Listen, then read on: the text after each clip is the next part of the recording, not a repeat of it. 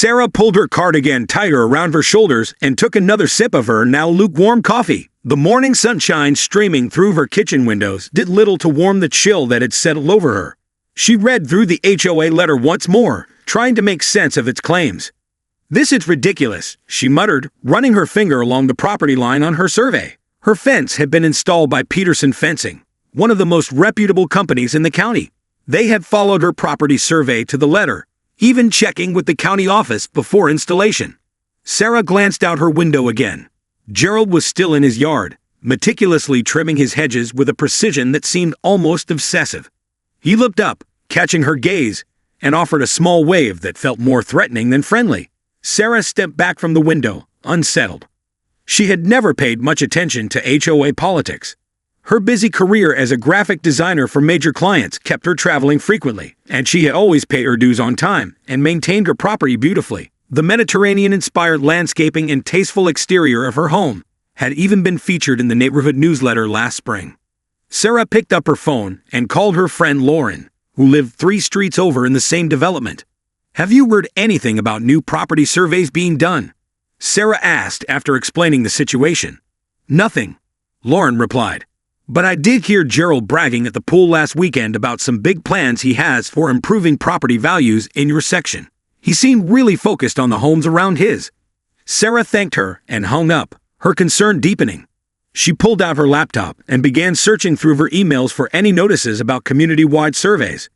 Nothing appeared in the last 6 months of HOA newsletters or announcements. Next, she logged into the HOA portal and navigated to the meeting minutes. The most recent ones were from 3 months ago, despite the bylaws requiring monthly updates. The financial report section was similarly outdated, showing nothing since the beginning of the year. Sarah printed the letter and her property survey, placing them side by side on her dining room table. The HOA notice claimed her fence was 3 feet over the property line, but included no supporting documentation or images. It simply stated that a professional survey had revealed the discrepancy and gave her 30 days to remedy the situation. The potential fines were steep, $100 per day after the 30-day period, with the possibility of a lien being placed on her home if left unresolved. At the bottom, a note indicated that any appeals must be submitted within 7 days, meaning she had less than a week to gather evidence and respond. Sarah grabbed her digital camera and walked outside. She began photographing her fence from various angles, particularly where it bordered Gerald's property. She also took pictures of the survey markers that should still be visible at the corners of her lot.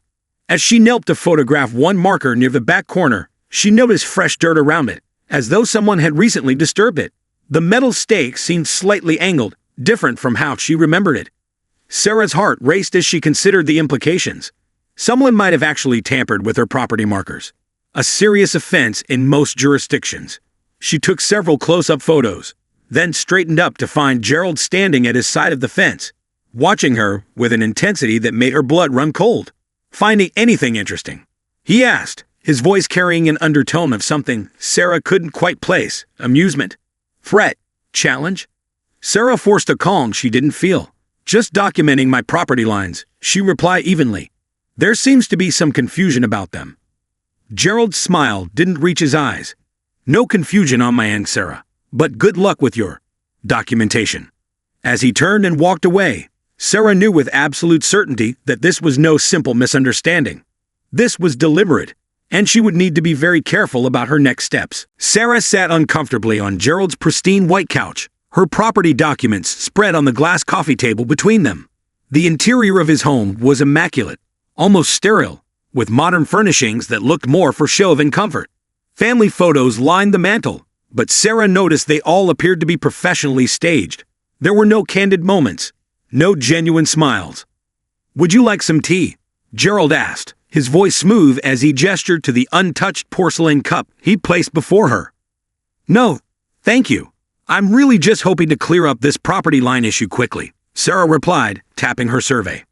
As you can see, the fence was installed exactly according to these boundaries, which matched the county records. Gerald leaned forward, his cologne slightly overpowering.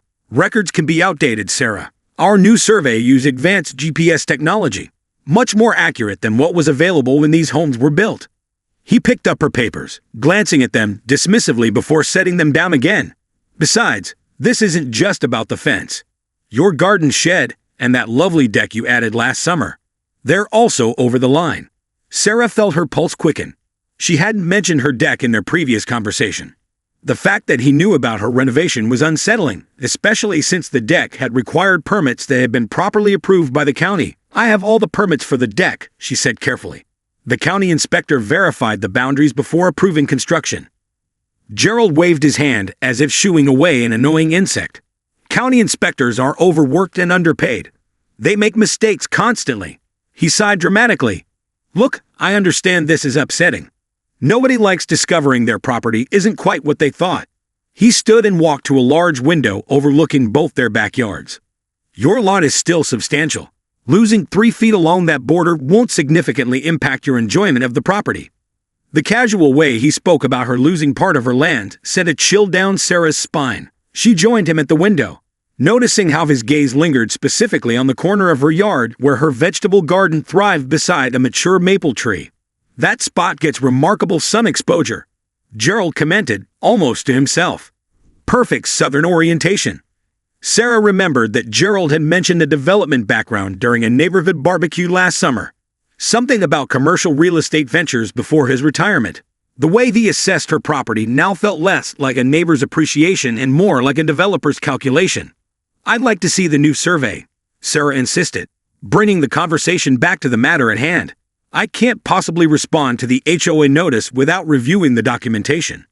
Gerald turned, his expression hardening almost imperceptibly before smoothing into practiced concern. Of course. The board will make it available once it's finalized. These things take time. The notice gives me only 7 days to appeal, Sarah pointed out. Yes, well, Gerald checked his watch.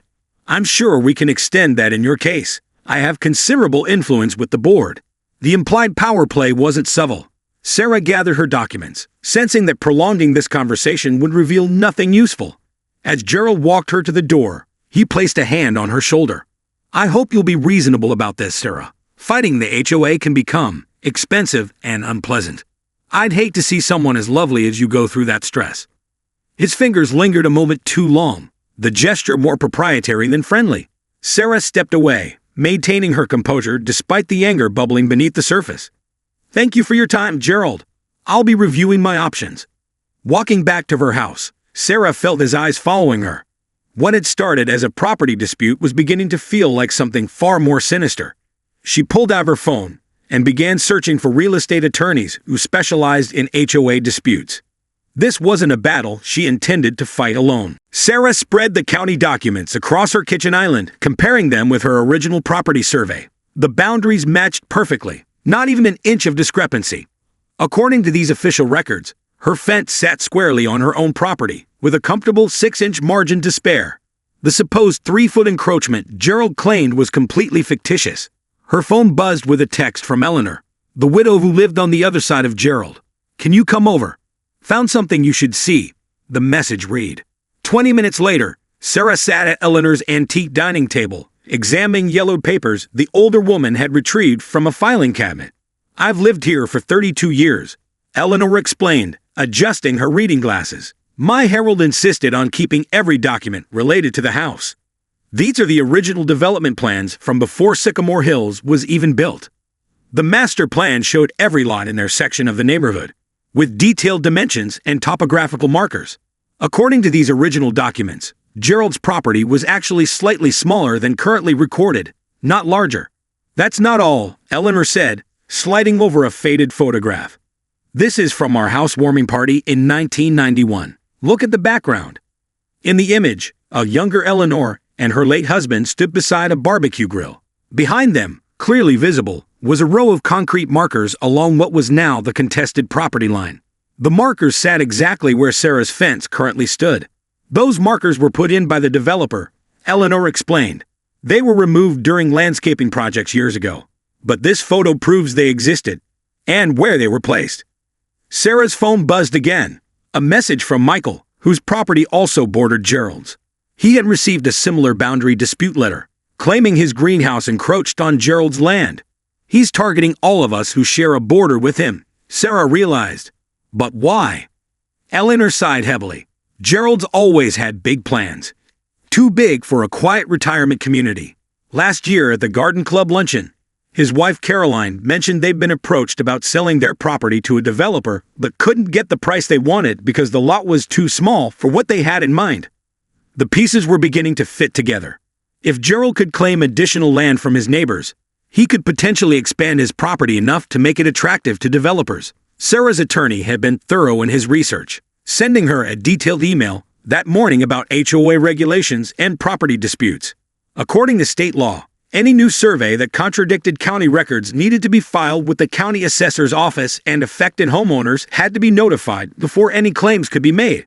Has anyone actually seen this mysterious new survey? Sarah asked. Eleanor shook her head. No one I've spoken with, and I called everyone on the street. Sarah pulled up the county assessor's website on her phone and searched for recent filings. Nothing had been submitted in the last 6 months for any properties in Sycamore Hills Estates. He's bluffing, Sarah said. There is no new survey. But that doesn't stop him from using the HOA to pressure us, Eleanor pointed out. Most people would just give in rather than fight. Sarah gathered the documents Eleanor had shared, taking photos of the most relevant pages. The original development plans and the photograph were potentially powerful evidence. As she was leaving, Eleanor touched her arm. Be careful, dear. Gerald doesn't like to lose. When the Thompsons disputed the color he wanted to paint the community mailboxes last year, their cars were mysteriously keyed the next day. Nothing was ever proven, but Sarah nodded, understanding the warning. This wasn't just about property lines anymore. She was uncovering a pattern of intimidation and manipulation that had likely been happening for years, with Gerald Wilson at the center of it all. Sarah downloaded every document from the HOA website's archives, organizing them chronologically in a dedicated folder on her computer.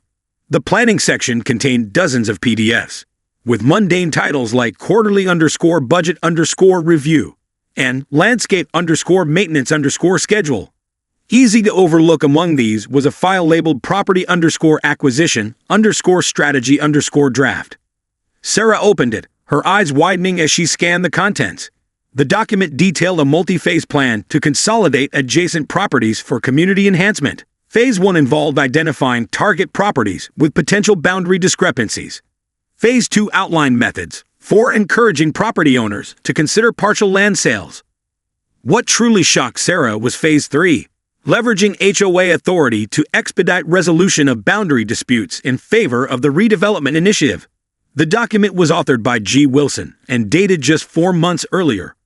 Her phone rang. The real estate attorney she had consulted earlier. Ms. Martinez, I've reviewed the HOA bylaws you sent over, he said. There's something unusual I thought you should know immediately. 6 months ago, an amendment was passed giving the HOA president extraordinary powers to resolve property disputes without full board approval. It was buried in a document about swimming pool regulations. Let me guess, Sarah replied.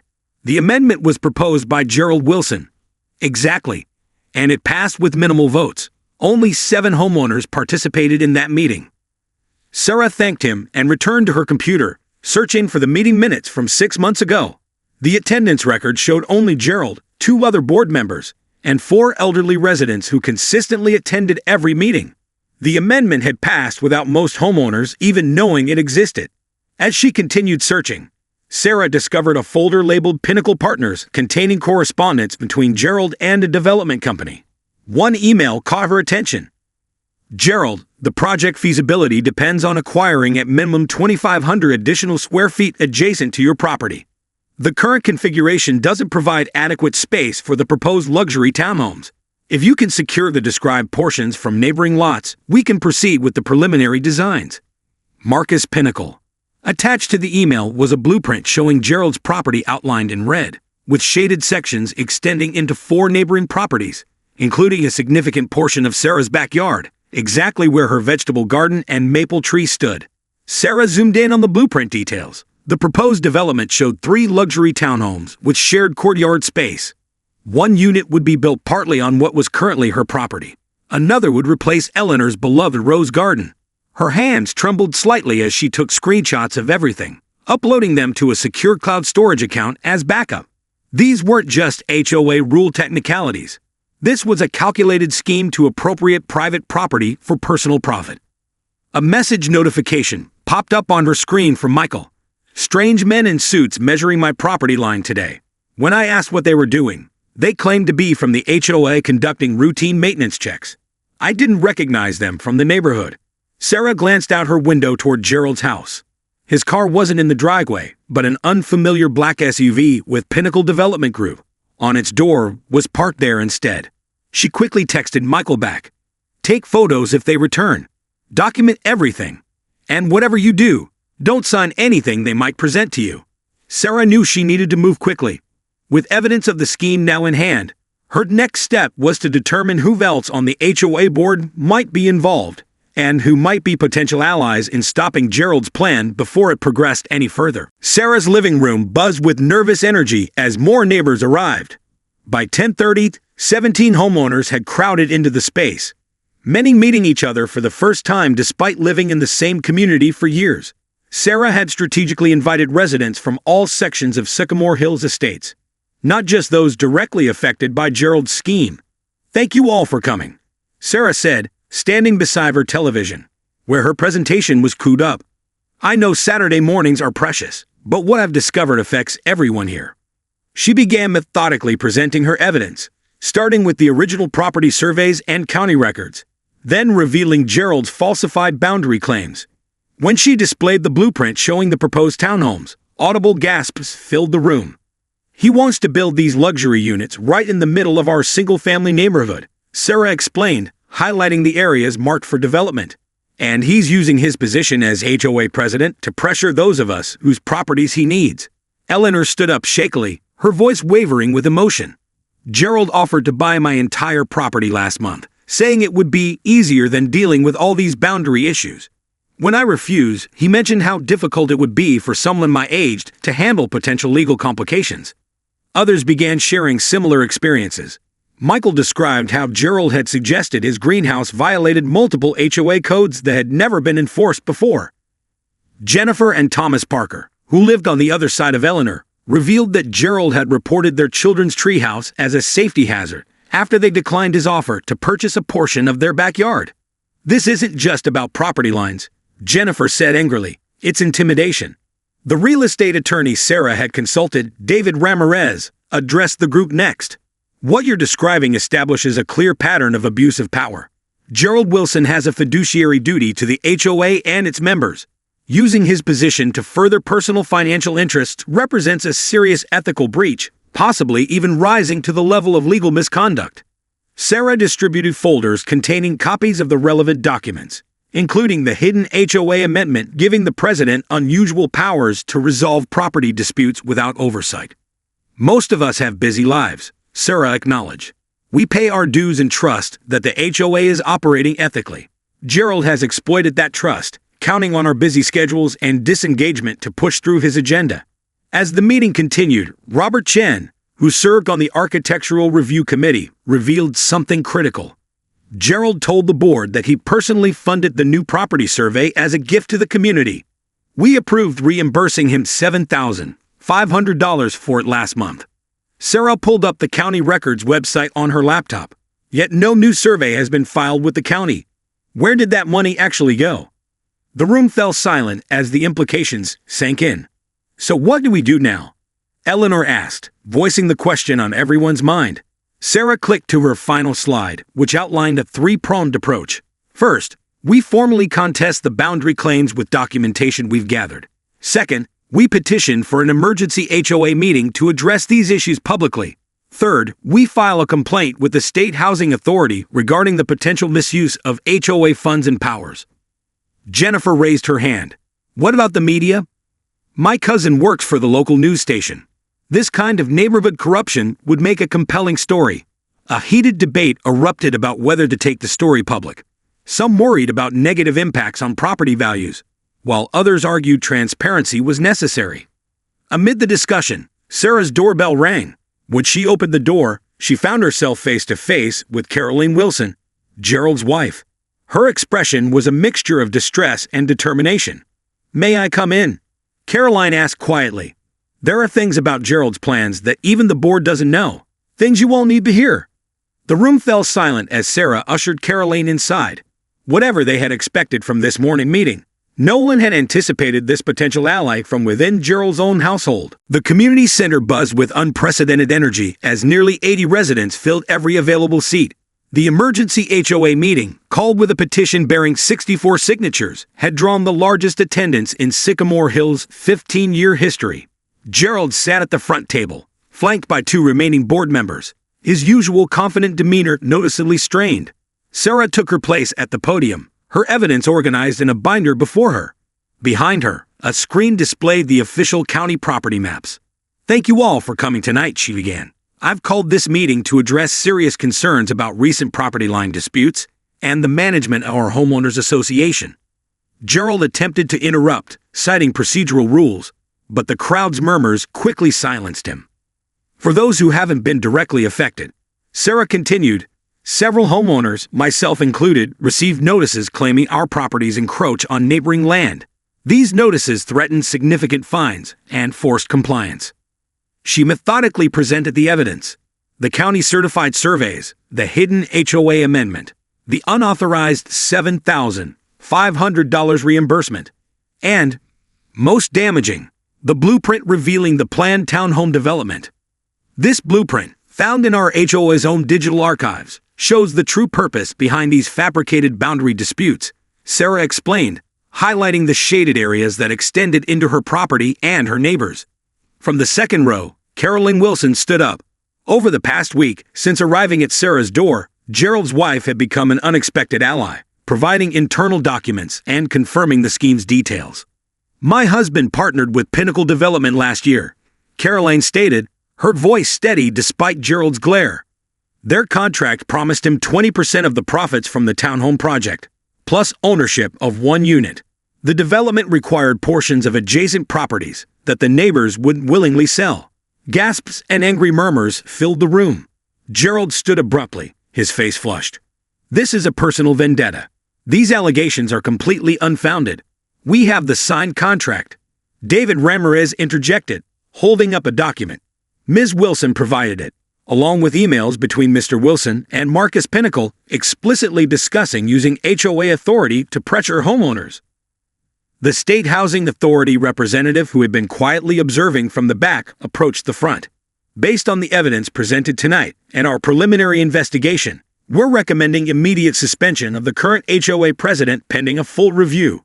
Within the hour, an interim board was elected, with Sarah, Robert Chen, and Eleanor receiving the most votes. Gerald stormed out, followed by the 2 board members who had enabled his scheme. As the meeting concluded, Jennifer Parker approached Sarah. "The reporter is here, my cousin from Channel 5. How do you want to handle this?" Sarah considered carefully. "Let's focus on the positive. This isn't just about exposing wrongdoing. It's about neighbors coming together to protect our community." The resulting news story, which aired the following evening, highlighted how Sycamore Hills residents had united against corruption and transformed their HOA into a model of transparency and fairness. The piece ended with residents installing new property markers together, symbolically reclaiming their boundaries. 3 weeks later, Sarah sat in her garden beneath the maple tree that had nearly become part of Gerald's development scheme. The official investigation had confirmed all their allegations, resulting in Gerald's permanent removal from the board and a settlement requiring him to cover the legal costs incurred by the affected homeowners. Eleanor joined her, carrying a tray with lemonade. "The new landscaping committee approved my proposal for a community garden in the common area," she announced happily. "Jennifer's designing the children's section with miniature plots." Michael appeared at the gate carrying seedlings for Sarah's vegetable garden. "First board meeting as president tonight," he reminded her. "Ready to make history?" Sarah smiled, looking around at her property. Fully and rightfully hers, boundaries uncontested and secure. "More than ready. It's amazing what can happen when people stand up for what's right." As neighbors continued arriving for the garden planning committee, Sarah reflected on how Gerald's scheme had inadvertently created something valuable. A true community where people knew each other's names, shared resources, and worked together. The property lines that he had tried to erase now stood as symbols of their collective strength, boundaries that defined not just their land, but the power of neighbors united by truth and determination.